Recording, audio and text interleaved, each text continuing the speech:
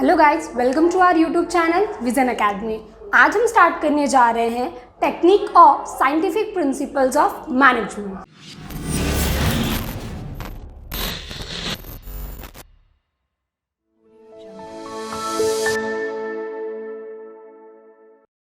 अब हम स्टार्ट करते हैं आज का हमारा क्वेश्चन जो है technique of scientific principle of management, जिसका पहला फर्स्ट पॉइंट है work study. What is work study? जैसा कि हमने देखा है कि किसी भी काम को करने से पहले उसे प्रॉपर एनालाइज करना, दैट मीन्स कि एक काम को कंप्लीट करने में कितना टाइम लग रहा है, कैसे उसको कंप्लीट करना है, कौन सा मेथड यूज़ करना है, ये सारी चीज़ें हम करते हैं हमारी वर्क स्टडी में।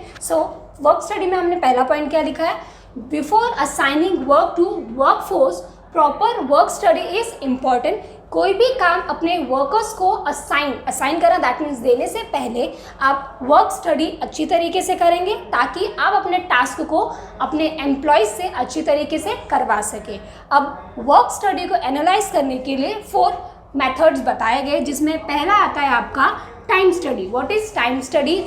टाइम स्टडी में आप देखते हैं कि पर्टिकुलर टास्क को कंप्लीट करने के लिए कितना टाइम रिक्वायर्ड है, दैट मीन्स कि एक एम्प्लॉय कितने टाइम में अपना एक प्रोडक्ट मैन्युफैक्चर कर सकता है। नेक्स्ट सेकेंड मेथड है हमारा method study. What is method? That आपने देखा होगा पर्टिकुलर टास्क को कंप्लीट करने के लिए different variety of methods available होते हैं, बट कौन सा टास्क आपके लिए ज़्यादा हेल्पफुल है आपके पर्टिकुलर टास्क को कंप्लीट करने के लिए, वो आप किस में स्टडी करेंगे? मेथड स्टडी में। नेक्स्ट थर्ड है हमारा motion study. What is motion? Motion की बात की जाए that means movement. Motion study में आप एनालाइज करेंगे कि आपके एम्प्लॉयज़ किस तरीके से मूवमेंट करें अपने काम को कंप्लीट करने के लिए, साथ ही साथ जो मशीनरी है दैट कि मशीनरी को किस तरीके से आप मूव करेंगे तो आपका प्रोडक्ट मैन्युफैक्चर होगा, वो आप किस में देखते हैं? आपके मोशन स्टडी में। नेक्स्ट फोर्थ टाइप है आपका fatigue study. What is fatigue? Fatigue that means कि जब कोई employee without taking any break या फिर विदाउट टेकिंग रेस्ट कोई भी काम करता है तो वो क्या उसके mental as well as physical health पे स्ट्रेस आने लगता है, उसे बोला जाता है फैटिग। फैटिग स्टडी आपको हेल्प करता है कि आप अपने एम्प्लॉयज़ को एनालाइज करें कि वो लोग अच्छी तरीके से प्रॉपर स्टेप्स, दैट मीन्स उनके ऊपर कोई स्ट्रेस ना रहे कि वो काम ना कर पाए। दैट मीन्स एक पर्टिकुलर काम को कंप्लीट करने के लिए एक पर्टिकुलर आदमी को कितना टाइम रिक्वायर्ड है, साथ ही साथ आप देखेंगे कि वो बिना थके कितने समय तक काम कर सकता है। तो इससे क्या होगा? आपकी प्रोडक्टिविटी इंक्रीज होगी और साथ ही साथ आपकी कंपनी का ग्रोथ एंड एक्सपांशन होता है। टेक्निक में हमारा जो वर्क स्टडी है वो बहुत इंपॉर्टेंट होता है, साथ ही साथ ये हमारा फर्स्ट टेक्निक है। अब हम मूव करते हैं हमारी सेकेंड टेक्निक की तरफ, जो है standardization of tools and equipment. What is standardize करना? दैट मीन्स कि आप अपनी कंपनी के बेस्ट क्वालिटी ऑफ मटेरियल्स और इक्विपमेंट्स ला कर दें, जिससे आपके जो वर्कर्स हैं वो लोग बेस्ट क्वालिटी ऑफ प्रोडक्ट्स को मैन्युफैक्चर करें और अपनी प्रोडक्टिविटी को इंक्रीज करें।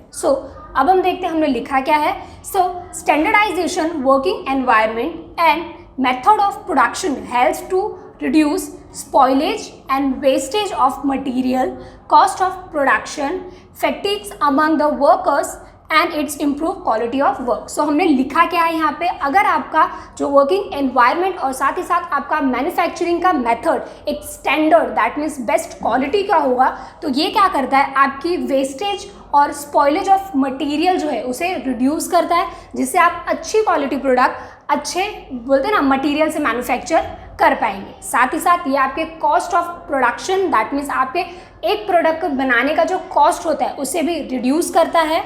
साथ ही साथ आपके जो वर्कर्स हैं उनकी जो थकान है दैट अगर वर्कर्स कम टाइम में अच्छी क्वालिटी का प्रोडक्ट मैन्युफैक्चर कर पा रहे तो इससे क्या होता है? वो अपने वर्किंग आवर्स में ज़्यादा से ज़्यादा प्रोडक्ट मैन्युफैक्चर कर पाएंगे। तो ये हमारी कंपनी की जो क्वालिटी है प्रोडक्ट की उसे इंक्रीज करने में हेल्प करता है। तो FW टेलर ने हमें बताया है कि हमें standard quality of products and tools का यूज़ करना चाहिए, जिससे कि हम अपनी कंपनी के क्वालिटी को इम्प्रूव कर सकें।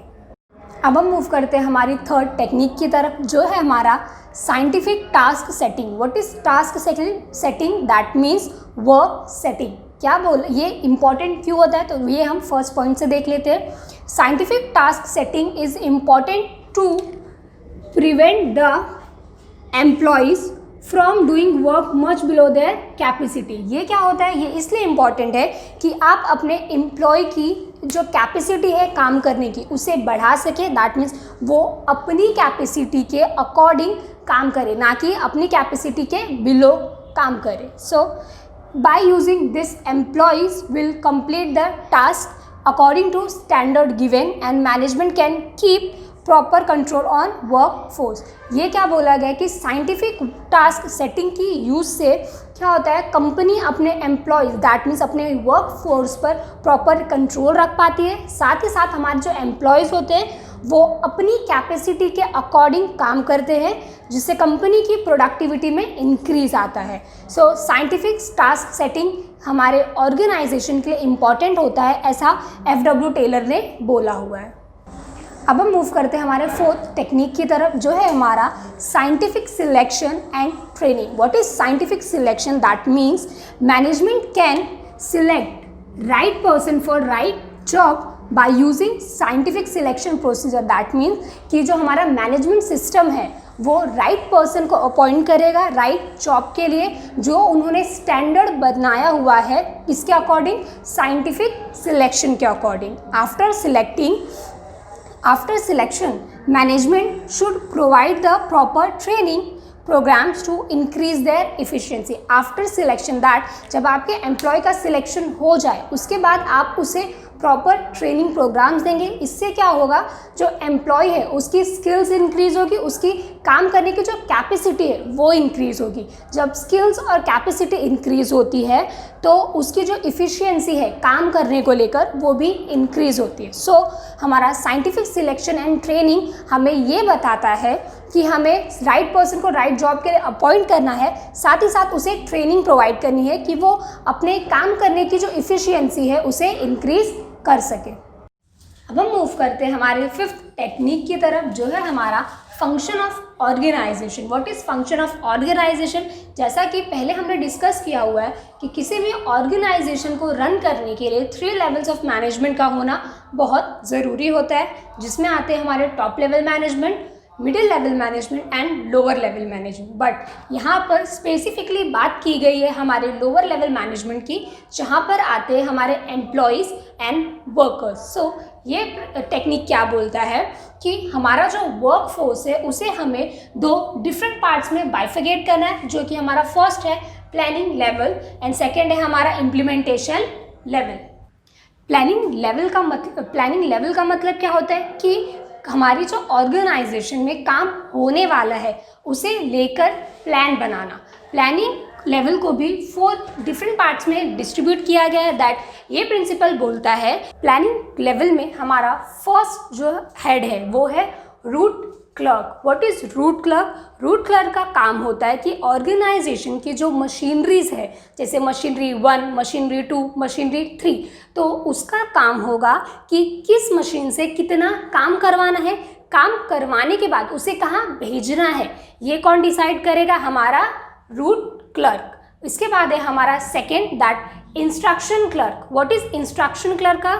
दैट मीन्स कि इनका काम होगा कि एम्प्लॉय को काम करने के लिए प्रॉपर इंस्ट्रक्शन प्रोवाइड करना, ताकि हमारा जो एम्प्लॉय है वो अपना काम सही तरीके से कर पाए.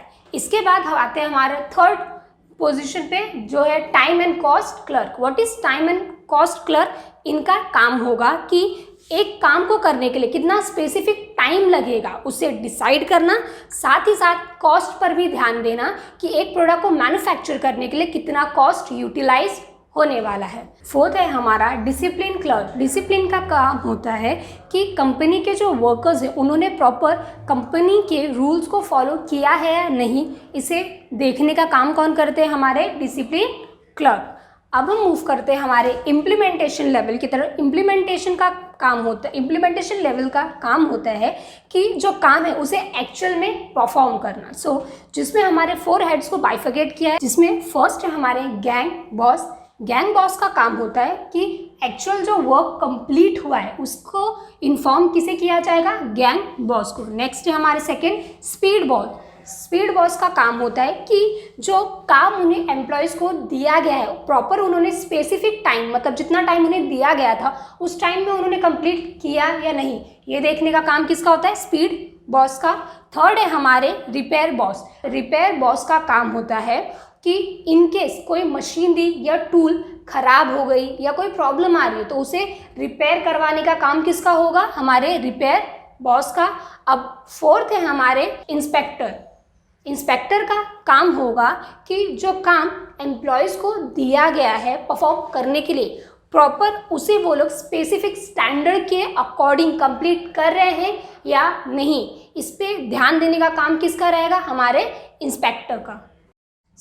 हमारा फिफ्थ टेक्निक हमें ये बताता है कि हमारे वर्कफोर्स को हमें 2 पार्ट्स में बाइफर्गेट करना है, पहला प्लानिंग और दूसरा इम्प्लीमेंटेशन डिपार्टमेंट। इससे क्या होगा? हमारा जो काम है वो अच्छी तरीके से परफॉर्म हो पाएगा और साथ ही साथ हम हमारे कंपनी के जो वर्क पावर है उसे भी अच्छी तरीके से यूटिलाइज कर पाएंगे।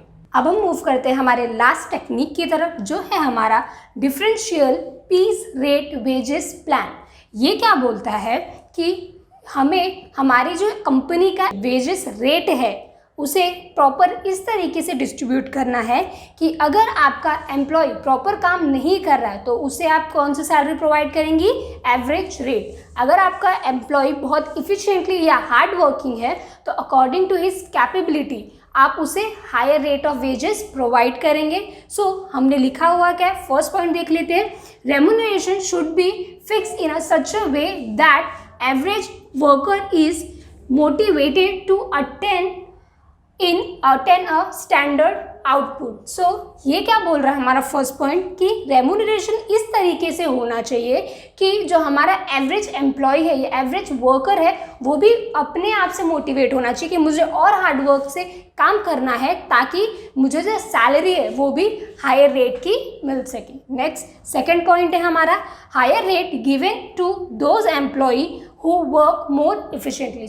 कंपनी का जो हायर रेट होगा दैट मीन्स जो हायर सैलरी होगी वो आप किसे प्रोवाइड करेंगे? जो कि ऐसे वर्कर को जो कि इफ़िशिएंटली या हार्ड वर्किंग तरीके से कंपनी में काम कर रहा है उन्हें।